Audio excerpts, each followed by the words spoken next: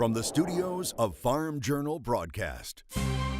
The dicamba ban ends in Missouri. We've got the latest details. Plus, a popular fast food company is working to reinvent itself. In agribusiness, what do you do with old crop corn? So the problem here is that you're going to run out of time.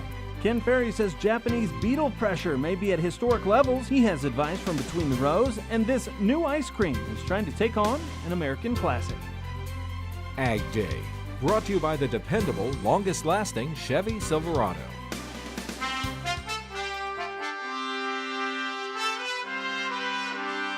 Good morning, I'm Clinton Griffiths. Missouri's ban on dicamba is short-lived. The state announcing it's lifting the ban just 1 week after being enacted. The Missouri Department of Ag has approved a new label for certain dicamba products.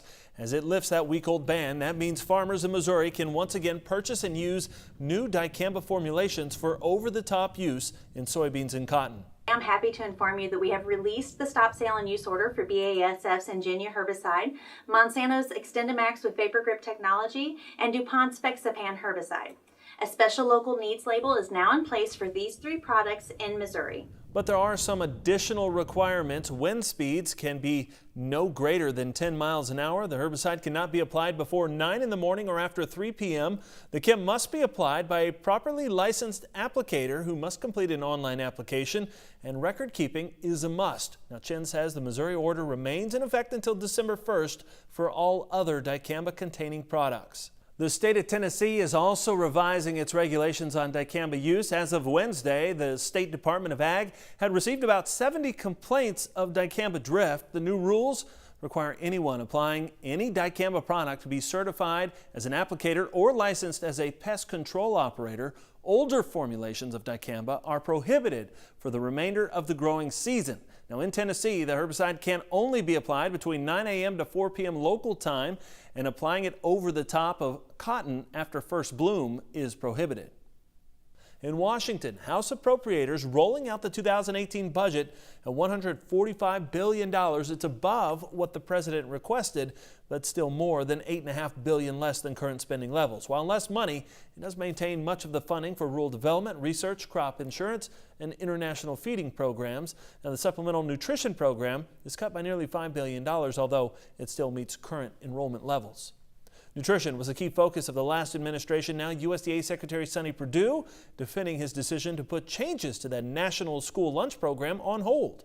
Those changes to the nutritional standards came during the Obama administration. The Ag Secretary speaking to several thousand members of the School Nutrition Association on Wednesday in Atlanta. The SNA lobbied Washington to revert back to the old standards. Perdue signed a proclamation in May which begins the process of restoring local control of guidelines on whole grains, sodium, and milk. It would allow flavored milk with 1% fat back into school cafeterias. Nutrition and a renewed focus on food is making life tough for some fast food companies. For instance, Americans are eating at McDonald's less often, a trend the fast food chain is fighting to reverse. CEO Steve Easterbrook thinks he has a plan that can help turn the tide over the long term. John Moan reports. McDonald's set the gold standard for fast food in the 1950s. But in the 21st century, the Golden Arches have lost their sheen and the company is trying to regain dominance. It's competitive, so you've got to be nimble, you've got to be agile, and you've just got to stay close to customers. Customer visits are declining at established locations, but CEO Steve Easterbrook says the global restaurant chain is retooling menus and adding more technology. The company has an innovation center outside Chicago where it tests new customer experiences and recently rolled out these kiosks in select cities so people can skip waiting in line at the register. We're confident we've now got the plans in place that we can actually regain those customers and actually get customer growth, get more customers visiting more often. But they'll have to do it with fewer locations. McDonald's is expected to shrink its U.S. footprint for the third straight year, even with around 14,000 locations and a stock price that keeps investors happy. The question for it going forward, though, is how do you rebuild traffic? Because in the long term, you have to have strong traffic and strong sales in order to succeed. Business professor Eric Gordon studies the fast food giant. A lot fewer people have been going to McDonald's. Since 2012, they've lost about 500 million, half a billion visitors. He says in today's restaurant economy, consumers have more choices than ever and more ways to buy their meals. So McDonald's wants to make it even easier for people to get its food, partnering with on-demand services like Uber Eats for delivery. It's launching a smartphone app later this year. Our focus is on our customer. What do they want to eat? What do they want to drink? How do they want to be served? How do they want to place their order? The supersized efforts are also aimed at shedding its processed junk food image, adding fresher ingredients and not using frozen patties and quarter pounders.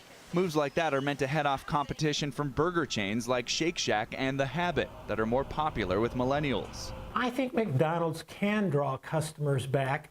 I think they have to get the menu simplified. It has to be a strong value proposition. I think they have to work on their in-store operations. So the reality is we've got to be better at what we're good at, and we've got to signal that in the right ways to customers. And when we do that, we know they respond. They come back more often. They love the value we offer. Even though billions have been loving it, the company is trying to come up with the right ingredients to be relevant for the fresh-obsessed, on-demand culture now defining the food business. John Moan, Associated Press.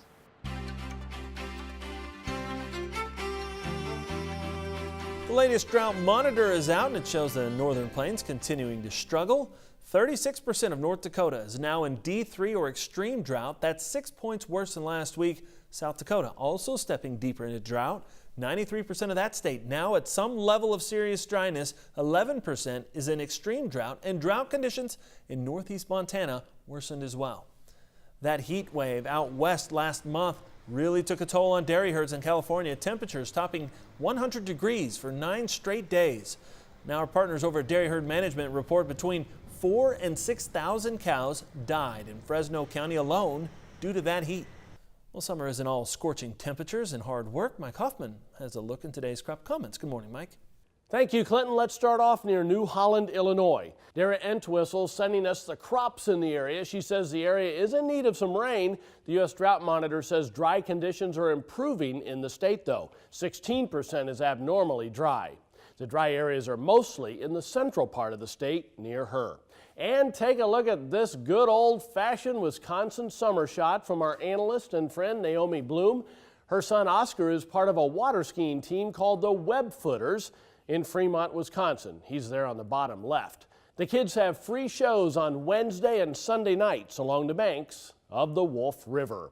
And taking a look at the drought monitor right now, you can see the very dry areas persisting parts of the Dakotas into Montana. We'll have your forecast for the next few days coming up. First, here are some hometown temps. Visit farmjournalpro.com. Trusted analysis, professional insight. farmjournalpro.com.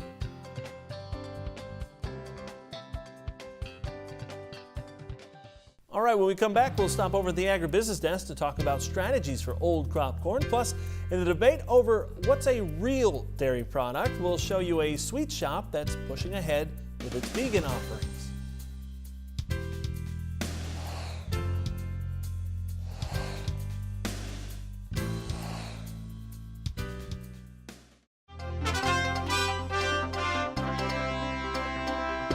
Agribusiness, USDA's latest report continuing to weigh on markets. Let's get the close from the floor of the CME in Chicago. From the technical perspective, we're looking at $3.95 being a big level for that December corn futures contract. We need to get out above that to round out the week to keep the bull trend intact. The failure to do so, I think, continues to put pressure on this market until the 380 to 385 level. This was previous resistance back in March and June. Now becomes very key support. Now, as far as the soybeans are concerned, $10 is the line in the sand. This is very psychologically significant to us. If the bulls are able to close above this, I think they maintain momentum going into the weekend. On the support side of things, 980 to 985 is what we're looking at. Wrapping things up with the wheat market, a lot wider of ranges. Volatility oftentimes invites more volatility in the market, and that's definitely what we're seeing, not only in Chicago wheat, but Minneapolis wheat and Kansas City wheat as well. This has been Oliver Slope with II Trader from the floor of the CME. Joe Baklovic with Standard Grain, our guest here at the Agribusiness Desk today. Joe, let's talk about old crop corn. We know there is still quite a bit of it out there, stuck in bins, people waiting on a price rally to try to bring it out. Any chance of doing that, and how do we do it? Well, last week, the September corn contract, that's what most of your elevators and ethanol plants are bidding off of. I think it got within a penny of some 12-month highs. Sure. So, you can sell the stuff at essentially what had been a 12-month high. Is it going to look great on paper, or is it even profitable? Maybe or maybe not, depending on what kind of crop you had and what your inputs are and how your margins look. So it's an opportunity to probably lighten up a little bit. I don't feel bad about lightening up on old crop at 12-month highs, assuming that I've got a whole bunch of new crop to price still, and I think that that's the case for everybody. Right. So the problem here is that you're going to run out of time. And maybe we run into better corn prices, but what if it's in September or October, past the point where you'd like to have this stuff moved or need to have it moved? That's the problem. So yeah, there's an opportunity there. Just because we're the best we've been in 12 months, can the market go higher? Well, sure it could. Yeah. Are you a re-own guy or no? You got to be very, very careful. I as a broker, I'm very, very careful to have any of my farm customers long the board in any situation for any reason, just because they're so inherently long. So you better really, really know what you're doing and be able to identify your risks on all aspects of the farm before you do that. Yeah, as we look at the new crop market right now, are there any indications there that this can continue to run a little bit? Sure. I mean, if you think the yield debate is raging right now. Sure, so absolutely. If you're on the low end of the yield where you think it's going to be and you're right, we'll have higher prices. Okay. That would be my opinion. Do I know for a fact that the yield's going to be low? No, I don't. It's very, very early. So this is all up to Mother Nature at this point still. It's early in the ball game. We haven't seen pollination yet. Still waiting on weather forecasts. So there's a lot to be determined here. 3rd, 4th week in July, is that your kind of key period to be watching? A lot of it's going to be later this year. A lot of later planting, and it's going to be kind of spread out a little bit more too. So it should be interesting. Okay, we'll keep an eye on it. Thank you, Joe. We'll be back with more Ag Day in just a minute. For more information about Standard Grain and its services, call Joe at 312-462-4438. Get the roots your crops need by getting Radiate first. Visit lovelandproducts.com/radiate. See your CPS dealer today.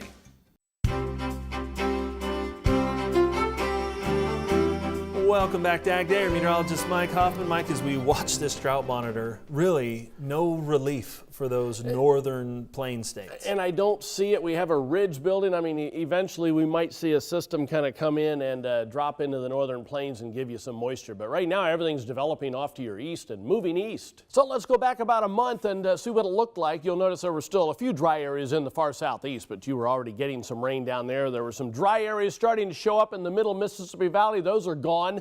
And some of the dry areas in Texas have gotten a little worse as well. So let's add in every week over the past 4 weeks, and you can see the expanding areas in the far northern plains, some spots in the southern plains, but it has actually improved in parts of the mid-Mississippi Valley as thunderstorms over the past several days have been forming east of the drought areas and moving off to the east and southeast. So here's the way the front shapes up today. That's all shifted south, by the way. We're not going to see those developing storms over the northern Mississippi Valley anymore for a while. You can see as this front shifts into the Ohio Valley, central Mississippi Valley, that's where the showers and thunderstorms are going to spring up today. There'll be a few lingering showers with that secondary area of low pressure eastern Great Lakes today. High pressure though building in. Another cold front kind of dropping into the southern portions of Canada by tomorrow morning, and that will only cause a few showers as it moves farther southeastward. But showers and thunderstorms along this southern front will develop even more during the afternoon, which is kind of typical this time of the year, especially in the heat and humidity near and south of that front. Just a few scattered showers, like I said, farther north. Now out west, you're just in the same old weather pattern you've been having. Afternoon showers and thunderstorms will pop up in a few spots, but most areas stay dry. There's a precipitation estimate over the past 24 hours, basically right from the central plains all the way into southern New England. Adding in the next 36 hours, you can see how we take that even farther south, and you get a little bit more rain into parts of the southeastern sections of the country. Also the western portions of the Rio Grande getting a little bit of rain there from a system over Mexico. High temperatures today, 90s for most of the western plains, only 70s from Minneapolis all the way through most of the Great Lakes in the northeast. Hot south of that front, and we'll see that spreading southward so that it cools down into the 60s all the way into the Ohio River Valley by tomorrow morning. And the really hot stuff kind of spread southward from the Tennessee Valley southward and in the plains because of this ridge still holding. You'll notice on the jet stream, though, we have a first little trough, second little piece of energy for the weekend, and then it heats up again for the Great Lakes before the trough starts to redevelop later next week. That's been the pattern. That's a look across the country. Now let's take a look at some local forecasts. We head to Clovis, New Mexico. First of all, lots of sunshine, rather hot, high of 91. Dubuque, Iowa, mostly sunny and comfortable today, high around 78. And Wilmington, North Carolina, partly sunny, hot and humid, high up to 94 degrees. Up next, pest pressure could be causing pollination issues this growing season. Ken Ferry explains, coming up in our Farm Journal College TV segment. And dairy producers might object, but nut growers may enjoy the market opportunity. We're talking about vegan ice cream later on In the Country.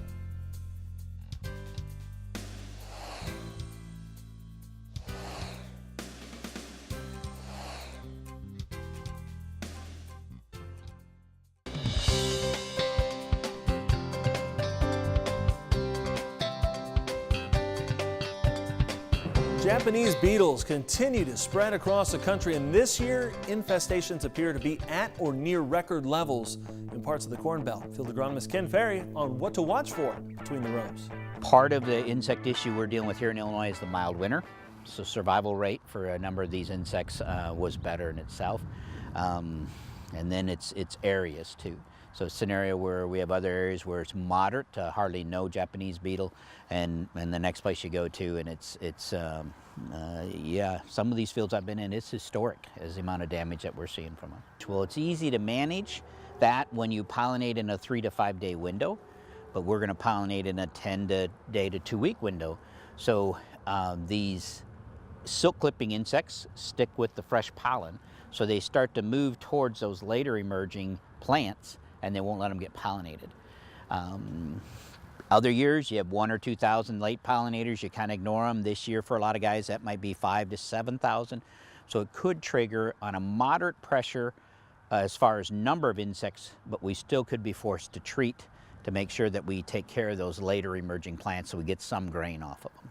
Well, when we're talking about silk clipping, it's making sure you're doing your scouting. And when we're talking about scouting those fields, how they came up. So some areas came up slow in the low ground compared to the high ground. They're going to pollinate later. So when you're scouting, you just can't dip in a few rows. That's where the drones and aerial imagery come in. You can actually look from the air and see what is pollinating, what's not, to make sure that you check the areas that are pollinating today and the ones that are going to check next week. When it comes to Japanese beetle, it's a little bit tougher because he's an ornery one to take down. If you're going to go out there and you have to clean him up in a short amount of time, you have to think about putting some type of knockdown in there so you can knock the ones that are down along with something that will repel them out later. Where if we're treating them in soybeans, we can, we got time on our side, so we can put something out there mainly from a repellent standpoint. But when it comes to corn, we can't let them feed for 10 days while your insecticide's trying to bring them in line. All right, thanks, Ken. How about a nice big bowl of ice cream on a hot summer day? Well, next we'll tell you about some alternatives to what you might consider ice cream.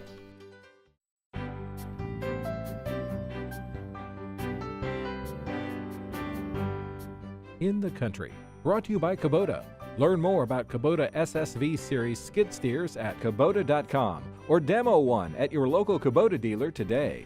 This Sunday is National Ice Cream Day, part of National Ice Cream Month, but some folks can't enjoy the deliciousness of the frozen dairy confection because they're lactose intolerant or they live a vegetarian lifestyle. And that's where the nation's tree nut growers come into play. At this shop in New York, vegan ice cream is all the rage. Banana's popular, and it's a popular base for the non-dairy ice cream, but so are nut butters, rice, and soy. Now, many of its customers are meat eaters, but they don't mind sampling the alternative dessert. The owner says vegan products have improved over the years. When we first opened, if something was vegan, it couldn't be good. And now I think we've helped explain that food can be delicious, and oh, by the way, it's vegan. And so we used to initially hide that we were vegan, and just for the vegans who wanted to see it was vegan, now we promote that it's vegan. While Chloe's only sells vegan ice cream, other shops also offer real dairy ice cream. The owners say they use the best ingredients possible, no matter if it's vegan or traditional. There's also a restaurant in New York's Hudson Valley called Organic Nectars. It sells a vegetarian gelato called Cashewtopia, made from, you got it, raw organic cashews. Of course, the dairy industry is not happy with non-dairy products being labeled as milk, cheese, and yogurt if it's made from anything but milk from a cow.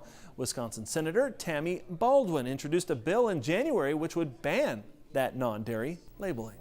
And that's all the time we have this morning. We're sure glad you tuned in. Start your day with us. For Mike Hoffman and all of us here at Agday, I'm Clint Griffiths. Have a great day.